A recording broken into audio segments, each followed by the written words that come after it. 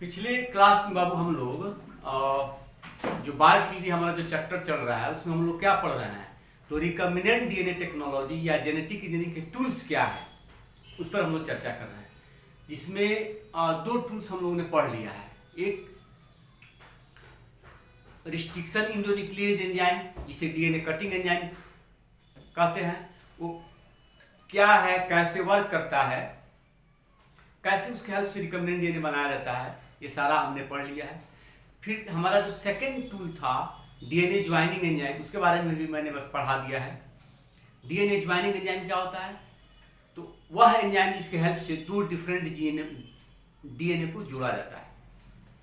तो ये मुख्यतः होता है, उस एंजाइम का नाम है DNA ligase enzyme.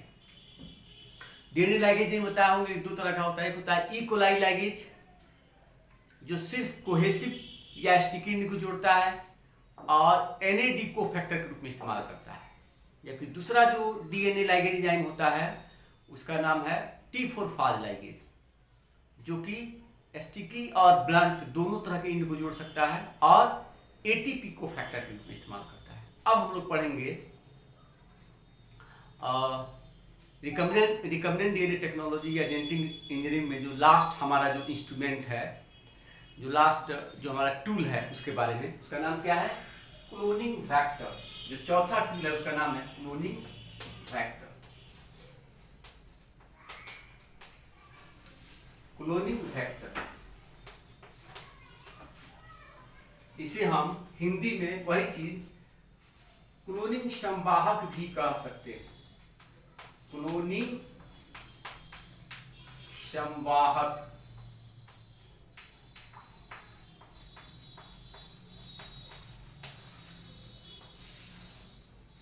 Cloning factor, या ये क्या है, हमारा चौथा टूल हो गया, चौथा इंस्ट्रूमेंट हो गया। कहला तो रिकम्बिनेंट डीएनए टेक्नोलॉजी। अब यहां ध्यान देना है, माने क्या हुआ इसका। पहला है फैक्टर यानी कि संवाहक। तो वह सब्सटेंस, वह बायोलॉजिकल सब्सटेंस, वह माने जीव विज्ञानीय पदार्थ या बायोलॉजिकल सब्सटेंस मतलब हो गया वह पदार्थ या वह अणु, लेकिन वो जीव जो कोशिका में पाया जाता है, सजीव में पाया जाता है, जिसके हेल्प से हम किसी बाहरी जीन को किसी होस्ट सेल में भेजते हैं और उस जीन का बहुत सारा कॉपी तैयार करते हैं, यानी कि उस जीन का क्लोन तैयार करते हैं। यानी कि वह वेक्टर जिसके हेल्प से जीन क्लोनिंग किया जाता है उसे क्या कहते हैं, क्लोनिंग वेक्टर या क्लोनिंग संवाहक। ठीक है, तो देखिए आप जब बुक पढ़िएगा तो जनरली दो चीज है जिसके हेल्प से, माने दो चीज है जो जीन क्लोनिंग के लिए वेक्टर के रूप में काम करता है, या दो चीज है। एक है बैक्टीरिया का प्लाज्मिड जिसके बारे में पहले बताया जा चुका है, और दूसरा है बैक्टीरियोफाज वायरस। क्या है, एक है आपको प्लाज्मिड, कहां पाया जाता है, जीवाणु कोशिका के अंदर। इसे प्लाज्मिड या प्लाज्मिड डीएनए भी कहा जाता है। ठीक है, और दूसरा है बैक्टीरियोफाज वायरस।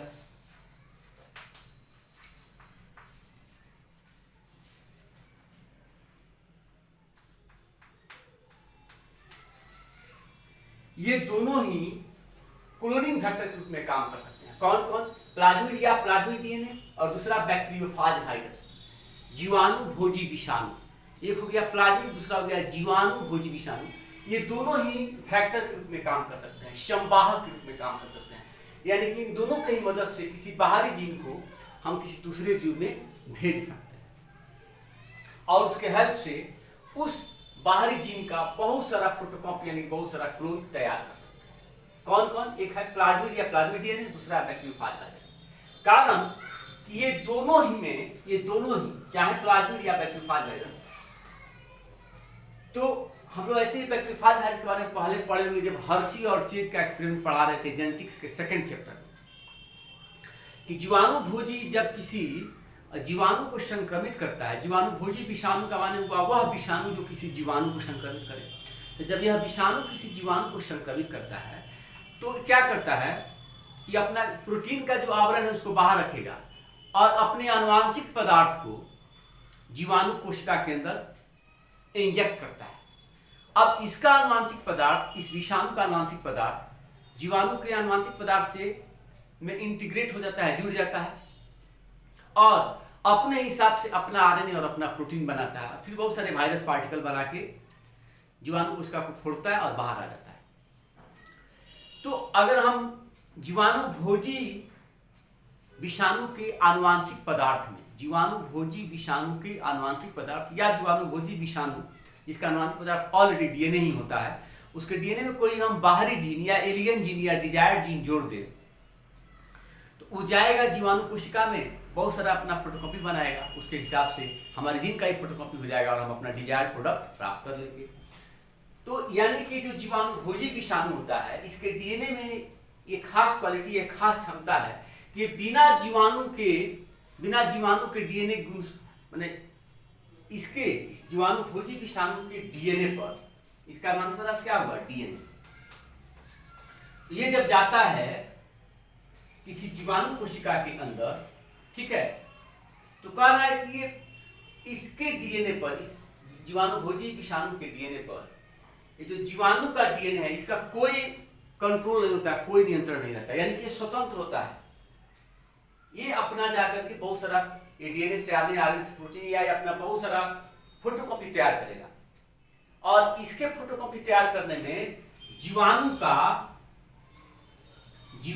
इसका फोटोकॉपी तैयार करने में जीवाणु का डीएनए या क्रोमोसोम इसको नहीं रोक सकता है। जीवाणु का क्रोमोसोम या डीएनए इस जीवाणु भोजी विषाणु के डीएनए को नहीं रोक सकता है फोटोकॉपी तैयार करने से, यानी कि स्वतंत्र होता है, इसको नहीं परमिशन लेना है जीवाणु के डीएनए से, ये अपने आप अंदर जाएगा, उसके डीएनए से जुड़ जाएगा और उसके मशीनरी की हेल्प से अपना वाला प्रोटीन बनाएगा। उसी तरह से, ठीक इसी तरह से जो प्लाज्मिड है ये क्या है, ये भी जीवाणु कोशिका का एक खास अंग होता है। क्या, प्लाज्मिड। तो ये जो बैक्टीरियल प्लाज्मिड है इसमें भी खास क्षमता वाला होता है। ये जो बैक्टीरियल प्लाज्मिड या प्लाज्मिड डीएनए है इसे कहते हैं बाह्य गुणसूत्र डीएनए, ये जीवाणु के डीएनए के अलावा होता है और इस प्लाज्मिड के भी फोटोकॉपी बनाने पर जीवाणु के डीएनए का कोई प्रभाव, कोई नियंत्रण नहीं होता है।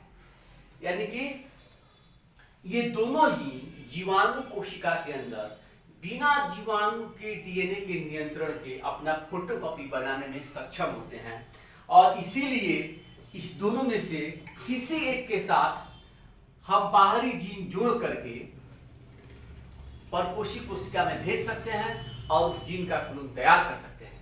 यानी कि ये दोनों ही रिकम्बिनेंट डीएनए टेक्नोलॉजी में, आनुवांशिक अभियांत्रिकी में, जेनेटिक इंजीनियरिंग में क्लोनिंग वेक्टर का कार्य कर सकते हैं। कोई दिक्कत? अब करें कोई भी बायोलॉजिकल सब्सटेंस जो क्लोनिंग वेक्टर के रूप में कार्य करता है उसमें कुछ खास विशेषता होनी चाहिए। कोई भी बायोलॉजिकल सब्सटेंस जो क्लोनिंग वेक्टर के रूप में कार्य करता है उसमें खास विशेषता होनी चाहिए। क्या होनी चाहिए? तो विशेषता नंबर एक क्या है? तो विशेषता नंबर एक आपका हो जाएगा, उसमें ओरी होना चाहिए। क्या होना चाहिए? यहां लिख देते हैं, प्लाज्मिड होगा और दूसरा बैक्टीरियोफाज वायरस।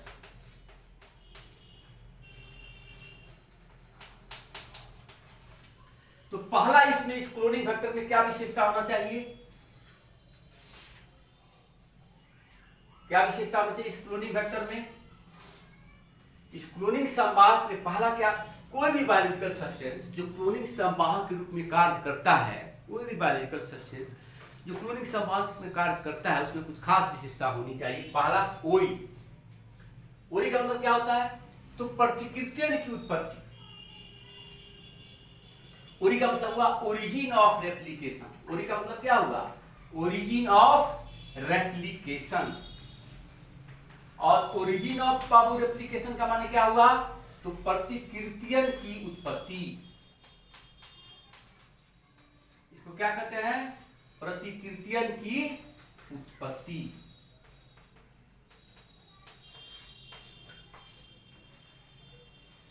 तो ये उसमें क्या होना चाहिए? तो ओरी होना चाहिए। ओरी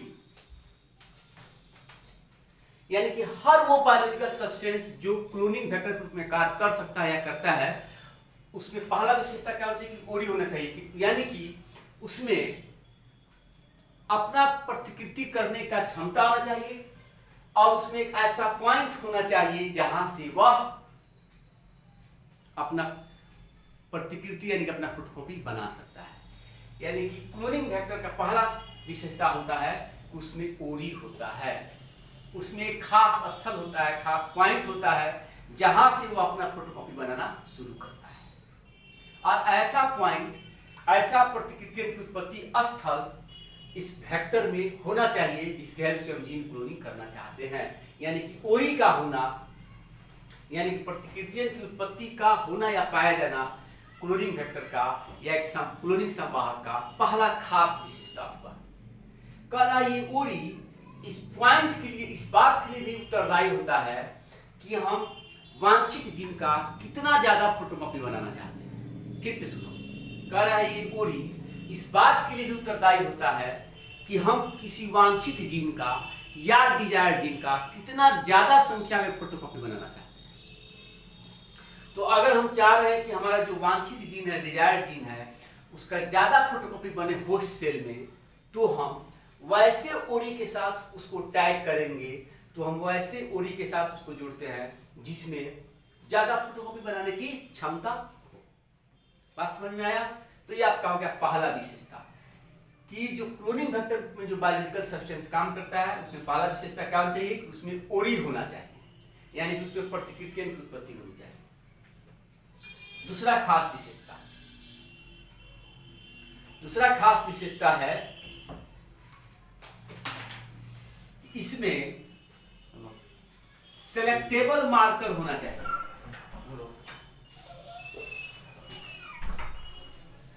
क्या होना चाहिए? Selectable marker. सेलेक्टेबल मार्कर होना चाहिए। इसका हिंदी होता है वर्ण युग चिन्ह।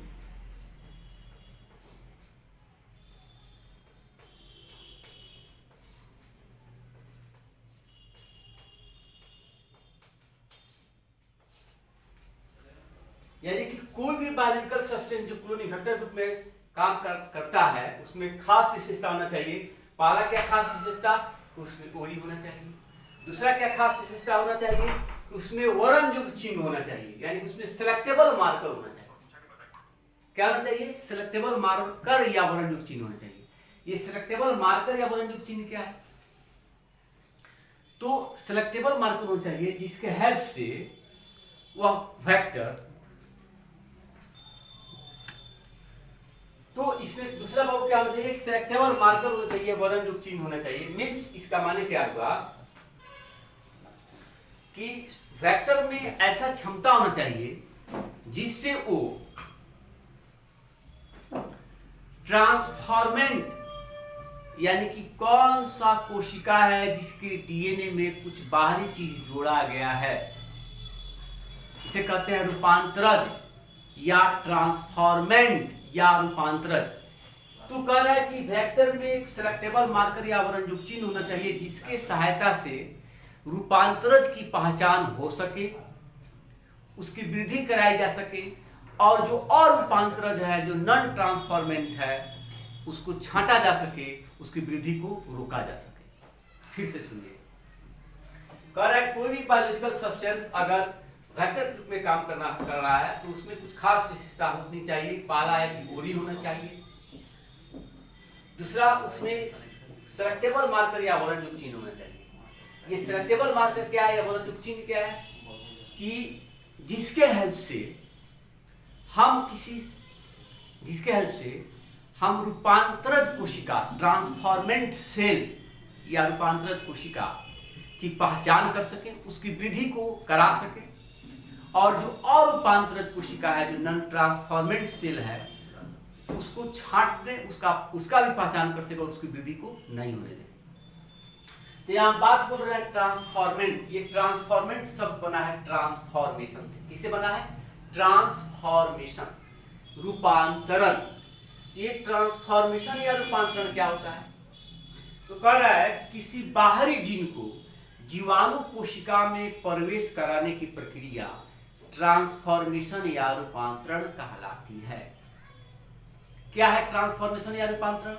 तो किसी बाहरी जीन को जीवाणु कोशिका में प्रवेश कराने की प्रक्रिया रूपांतरण या ट्रांसफॉर्मेशन कही जाती है। Entering of an alien gene inside into a bacterial cell. Entering of an alien gene, entering of an alien gene into a या इनसाइड ए बैक्टीरियल सेल। जीवाणु कोशिका में बाहरी जीन को प्रवेश करा देना रूपांतरण कहलाता है। तो जिस जीवाणु कोशिका में बाहरी जीन भेज दिए हैं, वह वैसा जीवाणु कोशिका क्या कहलाएगा? ट्रांसफॉर्मेंट सेल कहलाएगा, रूपांतरित कोशिका कहलाएगा। और जिसमें नहीं भेजा गया है वो नॉन ट्रांसफॉर्मेंट या अरूपांतरित कोशिका कहलाएगा। तो कह रहा है कि रूपांतरित कोशिका और अरूपांतरित कोशिका की पहचान हो सके, ऐसा सिलेक्टेबल मार्कर होना चाहिए। किसमें? क्लोनिंग फैक्टर में, जो फैक्टर का काम करता है, जिससे हम आसानी से पहचान कर सके रूपांतरण कौन है, उसका वृद्धि होने दे और रूपांतरण को छांट सके। जैसे आपके बुक में उदाहरण लिखा हुआ कि अगर कोई एंटीबायोटिक रेसिस्टेंस जीन है, कोई प्रतिजैविक प्रतिरोधी जीन है, जिसके हेल्प से, जैसे उसको अगर हम किसी इकोलाई सेल में भेज दें, जैसे प्रतिजैविक प्रतिरोधी जीन, एंटीबायोटिक रेसिस्टेंस जीन, अगर हम किसी इकोलाई सेल में भेज दें, इकोलाई सेल के डीएनए के साथ, प्लाज्मिड के साथ टैग कर दें, तो जिस प्रतिजैविक से रेसिस्ट करने वाला वह प्रोटीन बनाएगा, वह जीवाणु भी उसे रेसिस्ट कर जाएगा। जैसे कह रहा है केनामाइसिन एंटीबायोटिक है, क्लोरमफेनिकल एंटीबायोटिक है, टेट्रासाइक्लिन एंटीबायोटिक है, एम्पिसिलिन एंटीबायोटिक है, प्रतिजैविक है। तो कह रहा है एम्पिसिलिन, टेट्रासाइक्लिन, केनामाइसिन या क्लोरमफेनिकल, इसमें से किसी एक एंटीबायोटिक के प्रति, प्रतिजैविक के प्रति प्रतिरोध पैदा करने वाला, प्रतिरोध कोडित करने वाला जीन हम इकोलाई जीवाणु में भेजकर अगर हम भेज दें, तो वह खास जीन इकोलाई के लिए सेलेक्टेबल मार्कर का काम करेगा। काहे कि इसमें से किसी भी एंटीबायोटिक के प्रति इकोलाई में रेसिस्टिविटी पावर नहीं होती है। फिर से समझिए क्या कहना चाहते हैं। जैसे आपके लैब में मान लिया जाए कि ये सपोज एक टेस्ट ट्यूब है। क्या है? टेस्ट ट्यूब है। तो इस टेस्ट ट्यूब में बहुत सारे इकोलाई सेल है, बहुत सारे इकोलाई है, जीवाणु कोशिका है, बहुत सारा इकोलाई है। लेकिन इसी में ध्यान दीजिएगा कि यह एक ऐसा जीवाणु कोशिका है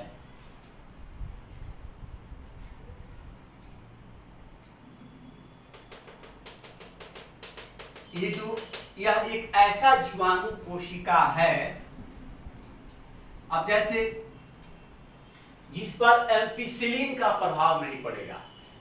अब मान लीजिए कि इस टेस्ट ट्यूब में बहुत सारे इकोलाई सेल लिए, अब इसमें हम क्या करें, एम्पिसिलिन नामक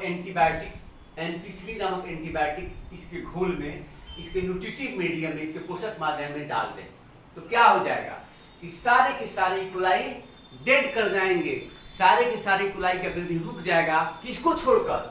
इसको छोड़कर, जो कलर्ड है उसको छोड़कर। काहे? तो ऐसे इकोलाई के पास एक खास जीन है जो ऐसा प्रोटीन बनाता है जिसके चलते एम्पिसिलिन एंटीबायोटिक का इस पर कोई प्रभाव नहीं पड़ता है। तो इतने सारे ग्रुप में से इसको हम पहचान लिए कि नहीं कि इसके पास एम्पिसिलिन से लड़ने की क्षमता है, बाकी के पास नहीं है। तो ये इसके पास एम्पिसिलिन से लड़ने की क्षमता काहे हो गई? तो इसमें हम एम्पिसिलिन से लड़ने वाला जीन बाहर से भेज दिए हैं। ऐसा होता नहीं है, लेकिन इसमें हम एम्पिसिलिन से लड़ने वाला जीन इसमें भेज दिए हैं, ट्रांसफर कर दिए हैं, जिसके चलते क्या हो गया? रूपांतरित कोशिका हो गया, ट्रांसफॉर्मेंट हो गया, और ये अपने समूह में आसानी से पहचान में आ जा रहा है। इसको कहेंगे और रूपांतरित, इसको कहेंगे रूपांतरित। तो ऐसा कुछ खास मार्कर होना चाहिए फैक्टर में जिसके हेल्प से हम रूपांतरित और अरूपांतरित को पहचान सके, और रूपांतरित को छांट सके, और रूपांतरित कोशिका का डेवलपमेंट होने दे। जैसे बुक में लिखा होगा कि कोई भी एंटीबायोटिक रेसिस्टेंट जीन, चाहे वो केनाबाइसिन के प्रति रेसिस्टिविटी पैदा करे, प्रतिरोध पैदा करे, या एम्पिसिलिन के प्रति पैदा करे, या टेट्रासाइक्लिन के प्रति पैदा करे, इसमें से कोई भी, इनमें से किसी भी एंटीबायोटिक प्रति प्रतिरोधी जीन कोई भी हम इकोलाई में भेज करके इकोलाई में भेज देंगे तो वह उससे लड़ने वाला क्षमता प्राप्त कर लेगा। तो इसमें से कोई एक जीन इकोलाई के लिए सिलेक्टेबल मार्कर हो गया। काहे? इस इकोलाई में ऐसे एंटीबायोटिक से लड़ने की क्षमता नहीं होती। अब आप दो बार वीडियो को ध्यान से सुनिए और बाबू बुक पढ़िए, हमको उम्मीद है आपको समझ में आ जाएगा। और तीसरा जो इसका इंपॉर्टेंट लक्षण है, तीसरा, कोई भी बायोलॉजिकल सब्सटेंस जो वेक्टर रूप में काम करना चाहता है उसमें खास विशेषता होना चाहिए। पहला ओरी होना चाहिए, दूसरा सिलेक्टेबल मार्कर होना चाहिए, वर्णयुक्त चिन्ह होना चाहिए, प्रतिकृति की उत्पत्ति होना चाहिए, और तीसरा होना चाहिए क्लोनिंग साइट। क्या होना चाहिए? Cloning site. तीसरा और खास इंपॉर्टेंट क्या होना चाहिए उसमें? Cloning site. इसे कहते हैं क्लोनिंग स्थल। उसमें क्या होना चाहिए? क्लोनिंग स्थल होना चाहिए। किसमें? संवाहक में। जो क्लोनिंग संवाहक है उसमें क्लोनिंग स्थल होना चाहिए। ये तीसरा क्या है? तो उसमें क्लोनिंग साइट यानी कि क्लोनिंग स्थल होना चाहिए। किसमें? इस क्लोनिंग वेक्टर में। इसकी खास विशेषता होगी। अभी बाबू अचानक हमको ये बात याद आया, फिर हम बता रहे हैं। देखिए, हम लोग आपके डायरेक्टर साहब से, क्योंकि वो आप लोगों के डायरेक्टर हैं, हम लोगों के छोटे भाई हैं, उनसे कितना बार हम प्रयास किए, खासकर हम स्पेशली, क्योंकि हमारे बहुत सारे जो बच्चे हमारे जो बायोलॉजी पास करके गए हैं, उनके रिलेटिव्स, उनके भाई बहन हैं जो लोग पढ़ना चाहते हैं, तो लोग कितना बार हमसे, बहुत सारे गार्जियन भी फ़ोन किए, बच्चे भी फ़ोन किए कि सर 11th कब से शुरू होगा, 11th का पढ़ाई कब से शुरू होगा। तो हम व्यक्तिगत बहुत बार इनको बोल चुके आपके डायरेक्टर साहब को, अमित जी को, कि आप शुरू कीजिए 11th का भी बैच। अब वो कह रहे हैं कि इस महामारी में सर देख रहे हैं कैसे शुरू होगा, क्या किया जाए, अभी 12 का कोर्स बाकी है। तो देखो, 12 का कोर्स तो समय से पहले होगा, कोई दिक्कत नहीं है। हम लोग बहुत प्रयास किए, बच्चे भी नहीं मान रहे हैं। तो हम लोग चाह रहे हैं बाबू, हम लोग सारे जो कोचिंग के सर हैं लोग, ये लोग, हम लोग तैयार हैं कि जो 11th के बच्चे हैं उनको भी पढ़ाया जाए। लेकिन इस मामले में आपकी क्या राय है? जो भी हमारे 12 के बच्चे अभी पढ़ रहे हैं, चाहे फिजिक्स के हो, केमिस्ट्री के हो, बायोलॉजी के हो, आप क्या राय देना चाहते हैं? और आपसे हम ये कहना चाहते हैं कि आप लोग भी, जैसे हम लोग इनको हम लोग तो अमित को बोलते हैं, आपके डायरेक्टर साहब को बोल रहे हैं कि आप शुरू कीजिए। तो थोड़ा सा अब हम लोग कम है, हमारी संख्या कम है, हम लोग 10-12 आदमी हैं, तुम लोग की संख्या ज़्यादा है, तो तुम लोग उनसे थोड़ा रिक्वेस्ट करो। आप लोग जो आप YouTube पर कमेंट भेज दो बाबू, तो आप लोग अपना राय दीजिए। और आपको लगे कि नहीं 11th का क्लास चलना चाहिए, तो आप लोग अपने डायरेक्टर साहब से रिक्वेस्ट कीजिए, या उनको आप बोलिए कि नहीं आप सर चलाइए, या अमित भी 11th का बैच चलाइए। तो क्या होगा कि देखो, आजकल प्रजातंत्र है। अब हम लोग 10 टीचर मिलके कहते हैं तो नहीं प्रेशर पड़ता है। हो सकता है कि आप लोग जब मास में कहिए, समूह में कहें, जब 400-500 बच्चा बोलेगा कि नहीं भैया आप चलाइए, ठीक रहेगा, तो उनका मन बदल जाए। देखो, अब इसलिए कि अगर हम लोग अब 11th नहीं चलाएंगे तो ये महामारी या जो कोचिंग बंद है ये कब तक रहेगा? 2 महीना, 4 महीना, मान लिया जाए दिसंबर तक। फिर उसके बाद अब उसके बाद जो बच्चे डायरेक्ट 12 में पढ़ने आएंगे, बहुत परेशानी हुआ उनके पास। अब आप बिना बाबू 11th के बेस के 12 को क्या अच्छा करेंगे। और रिजल्ट से बहस नहीं है, रिजल्ट तो ऐसे भी कोचिंग का बेस्ट होता है। बहस है कि आप पायनियर से पढ़े हैं, यहाँ के सारे अच्छे टीचर से आप पढ़े, तो आपके पास कुछ अच्छी जानकारी भी होना चाहिए। आप साइंस के स्टूडेंट हैं, कहीं आप जाइए तो कहीं एकदम काल अपना फैला के कि हम पायनियर के स्टूडेंट हैं, हम साइंस के स्टूडेंट हैं। साइंस के स्टूडेंट हैं, हमारे पास जानकारी है। हम अगर 80% नंबर लाए हैं, 90% नंबर लाए हैं, तो उसके लायक है। लोग के मन में, सामने वाले के मन में ये बात नहीं आए कि आप किसी तरह से नंबर ला दिए या सरकार ऐसे ही नंबर बांटते रहिए। आजकल ऐसा नहीं होना चाहिए। तो ये कब होगा? जब आप मेहनत करेंगे। ये कब होगा? जब हम लोग भी थोड़ा मेहनत करेंगे और आप लोग भी मेहनत करेंगे। तो 11th का बेस बाबू हम लोग जब नहीं दे पाएंगे तो 12 में बहुत परेशानी। ठीक है, तो हम लोग बहुत बार कह चुके आपके डायरेक्टर साहब से कि आप शुरू कीजिए 11th का बैच। तो हम यही कहना चाहते हैं कि दोनों बाबू अपने स्तर से थोड़ा सा, अब तो संभव नहीं उतना का मोबाइल वो बात करेंगे नहीं, तो आप लोग के पास जो उपाय है यूट्यूब पर ही आप जो कमेंट लिखते हैं वही आप लोग आप अपना सुझाव दीजिए कि 11th का बैच चलाया जाए या नहीं चलाया जाए। अगर आपके मन में लग रहा है कि नहीं चलाया जाए तो आप रिक्वेस्ट कीजिए हम लोग की तरफ से कि 11th का बैच चलाया जाए। समय से शुरुआत कुछ हम लोग दे पाएंगे तो फिर 12 में दिक्कत होगा, अदरवाइज बात है परेशानी होने लगेगा। तो अगर आपका राय लग रहा है कि चलाया जाए तो आप उनसे रिक्वेस्ट कीजिए, और आपको लग रहा है कि थोड़ा रुक के चलाया जाए तो भी बात बताइए। तो हो सकता है कि जब आप सबका विचार हो तो उनको थोड़ा सा लगे कि नहीं ऐसा, क्योंकि वो जितना टीचर को सम्मान देते हैं उतना बच्चों से लगाव भी, उनके बच्चों को प्यार भी करते हैं, आपकी बात मानेंगे। आप लोग देखे भी होगा कि जब क्लास चलते रहता है तो बैच में घूम के पूछते रहते हैं कौन सर का पढ़ाई समझ में नहीं आ रहा है, किस सर का आता है, तो आप लोग बताते हैं तो फिर उस सर लोग से राय लेते हैं। हमको भी कई बार बोले कि सर कुछ बच्चा लोग कह रहा है कि सर आप फिगर नहीं बनाते हैं, आप अंग्रेजी में ज़्यादा पढ़ाते हैं, आपका बात समझ में नहीं आता। तो हम भी धीरे धीरे सुनते हैं, फिर प्रयास किया जाता है, क्योंकि यह बाबू कोचिंग एक टीम है ना। पढ़ाई में 3 चीज़ चाहिए, स्टूडेंट, टीचर और इन्वायरमेंट। 3 फैक्टर होता है अच्छा से पढ़ाई होने के लिए, स्टूडेंट, टीचर और इन्वायरमेंट। अच्छे स्टूडेंट हो, अच्छे टीचर और इन्वायरमेंट सुटेबल नहीं मिले तो भी पढ़ाई नहीं होगी।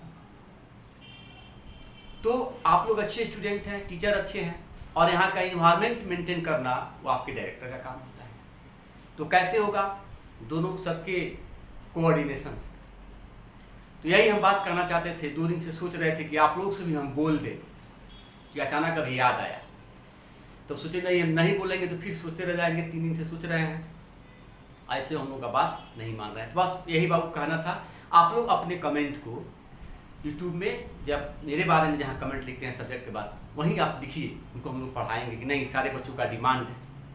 बात समझ में आ रहा है बाबू? बस यही कहना चाहते थे। ठीक है, अब हम लोग अपना टॉपिक पर आ जाते हैं। तो अब तीसरा जो हम बता रहे थे, हम लोग क्या पढ़ रहे थे? Cloning factor. कोई भी बायोलॉजिकल सब्सटेंस जो फैक्टर के रूप में काम करता है, जो क्लोनिंग फैक्टर के रूप में काम करता है, उसमें कुछ खास विशेषता होना चाहिए। विशेषता नंबर 1, उसमें ओरी होना चाहिए, उसके पास प्रतिकृतियां की उत्पत्ति होनी चाहिए। विशेषता नंबर 2, उसमें सेलेक्टेबल मार्कर होनी चाहिए, वर्ण युक्त चिन्ह होनी चाहिए। और तीसरा इंपॉर्टेंट है, उसमें क्या होना चाहिए? तो क्लोनिंग स्थल होनी चाहिए, क्लोनिंग साइट होनी चाहिए। क्या होना चाहिए? क्लोनिंग साइट होनी चाहिए। तीसरा इंपॉर्टेंट क्या है? क्लोनिंग साइट होना चाहिए। बात समझ में आया? 3 इंपॉर्टेंट, तीसरा इंपॉर्टेंट क्या है? Cloning site. अब हम लोग क्लोनिंग साइट थोड़ा डिटेल में पढ़ेंगे।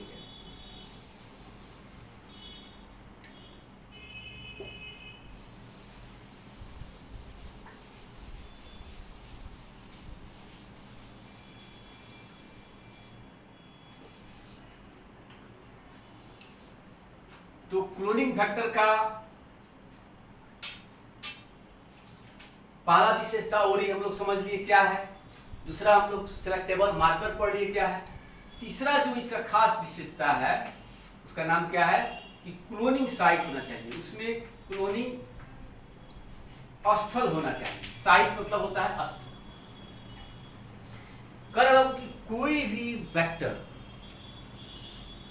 जिसके हेल्प से हम जीन क्लोनिंग करना चाहते हैं, तो उसमें हम वेक्टर में क्या करते हैं कि बाहरी जीन को जोड़ते हैं। तो जोड़ने के लिए क्या करते हैं पहले, जैसे आपके सामने एक प्लाज्मिड का फिगर बना हुआ है, इसका नाम है PBr 322। ये वैज्ञानिकों के द्वारा लैब में बनाया गया आर्टिफिशियल प्लाज्मिड है। ये प्लाज्मिड जीवाणु कोशिका का खास अंग होता है। प्लाज्मिड क्या बताया जा चुका है। तो कह रहा है कि जब हम क्लोनिंग करते हैं, जीन क्लोनिंग करना रहता है, तो वेक्टर के साथ डिजायर्ड जीन को जोड़ते हैं। ठीक है, तो डिजायर्ड जीन को जोड़ने के लिए क्या करते हैं कि जो वेक्टर है, जैसे प्लाज्मिड अगर वेक्टर का काम कर रहा है, तो इस प्लाज्मिड को हम क्या करते हैं, काटते हैं। तो काटते कैसे हैं, चाकू से कि ब्लेड से? तो ना चाकू से काटते हैं ना ब्लेड से। किससे काटते हैं? तो रिस्ट्रिक्शन इंडोन्यूक्लियेज एंजाइम से, यानी कि डीएनए कटिंग एंजाइम से। क्योंकि प्लाज्मिड एक तरह का डीएनए ही है, प्लाज्मिड या प्लाज्मिड डीएनए का, तो इसको रिस्ट्रिक्शन इंडोन्यूक्लियेज एंजाइम से काटते हैं। तो कह रहा है कि रिकॉम्बिनेंट डीएनए बनाने के लिए या वेक्टर से डिजायर्ड जीन को जोड़ने के लिए इसको कट करना पड़ता है। तो कह रहा है कि वेक्टर के हेल्प से जब पुनर्निर्मित डीएनए बनाना है, रिकॉम्बिनेंट डीएनए बनाना है, तो उसको कटना पड़ता है। तो कह रहा है कि जो काटने वाला एंजाइम है, जिसे कहते हैं रिस्ट्रिक्शन इंडोन्यूक्लियेज एंजाइम, प्रतिबंधन एंजाइम, वो एंजाइम के पहचान के लिए, उस एंजाइम के पहचान के लिए या उस एंजाइम के कट करने के लिए इस प्लाज्मिड में कह रहा है कि एक जगह होना चाहिए या बहुत कम जगह होना चाहिए। मैंने एक हो तो सबसे बेटर, या अधिक से अधिक 2 हो। कारण कि अगर वह इकोलाई एंजाइम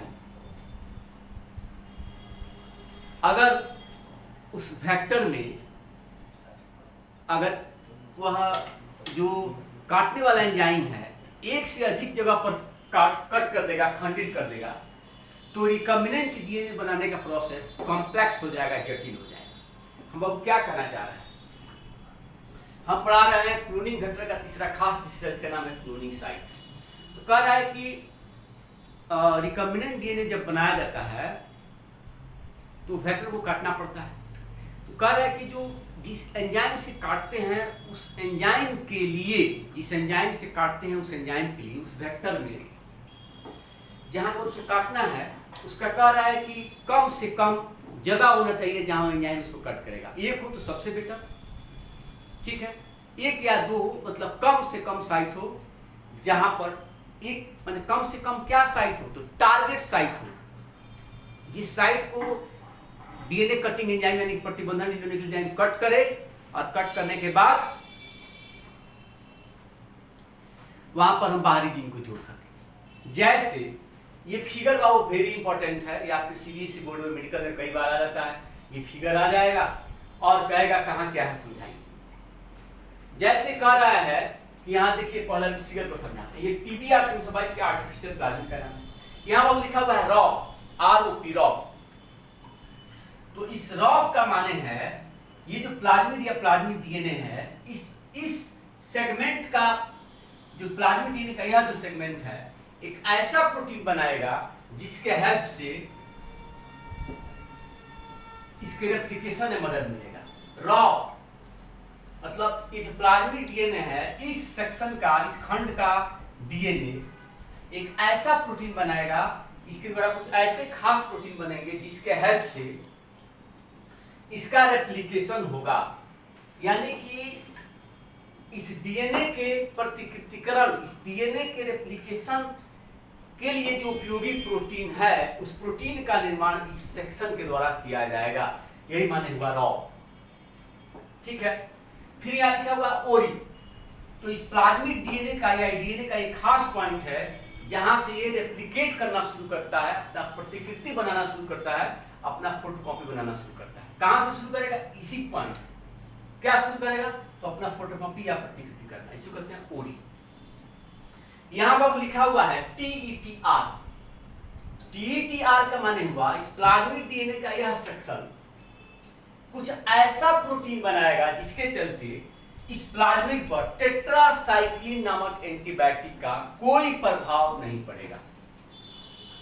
लाइकवाइज यहां लिखा हुआ है एम्पिसिलिन आर मतलब यहां रेसिस्टेंस। तो ये इस प्लाज्मिड डीएनए का यह सेक्शन कुछ ऐसा एंजाइम बनाएगा जिसके चलते इस प्लाज्मिड पर एम्पिसिलिन नामक एंटीबायोटिक का कोई प्रभाव नहीं पड़ेगा। यानी कि हम जो फिगर यहां बनाए हुए हैं PBR 322 एक ऐसा प्लाज्मिड है जिस प्लाज्मिड डीएनए पर ना ही एम्पिसिलिन नामक एंटीबायोटिक का प्रभाव पड़ रहा है, ना ही टेट्रासाइक्लिन नामक एंटीबायोटिक का प्रभाव पड़ रहा है। बात समझ में आ रहा है? अब कह रहा है कि हमको बनाना क्या है, कह रहा है कि ये जो दो जगह है, जगह मतलब एक ये या एक ये, इसी दो जगह में से हम कहीं पर एक बाहरी जीन जोड़ सकते हैं, चाहे यहां जुड़े या यहां जुड़े, इसके अलावा कहीं नहीं जुड़ेंगे। और वह जो काटने वाला एंजाइम है बस या तो इस क्षेत्र पर काटेगा या इस क्षेत्र पर काटेगा, या तो इस क्षेत्र पर काटेगा इस जगह पर, ना तो इस जगह पर। अगर इसको दो से अधिक जगह पर काट देगा तो यह प्रक्रिया पूरा जटिल हो जाएगी। अब मान लिया जाए कोई बाहरी जीन है, सपोज यह बाहरी जीन है, ठीक, ये बाहरी जीन है कोई खास काम वाला, जिसे मान लो इंसुलिन हार्मोन बनाने वाला यह जीन है, इंसुलिन। अब हम इसको चाह रहे हैं यहां जोड़ दें, तो इसको हम जब जोड़ेंगे इसको यहां पहले क्या करते हैं, कट करेंगे, किससे, रिस्ट्रिक्शन न्यूक्लियर एंजाइम से। और जब हम इसको आप जोड़ेंगे, मान लिया जाए इसको ला करके यहां हम जोड़ दिए, ये हमारा है, इसको हम जोड़ दिए। अब जब ये हम जोड़ दिए इस जीन को यहां पर, जैसे ही जोड़ देंगे ये हो गया रिकॉम्बिनेंट। जैसे ही जोड़ देंगे क्या हो जाएगा, रिकॉम्बिनेंट। और इसका अब टेट्रासाइक्लिन से लड़ने का क्षमता खत्म। बात समझ में आ रहा है क्या कर रहे हैं? जैसे हम इस बाहरी जीन को इस पॉइंट पर जोड़ने के बाद इसका जो टेट्रासाइक्लिन से लड़ने वाला क्षमता था वो गायब। क्या हो गया, गायब हो गया।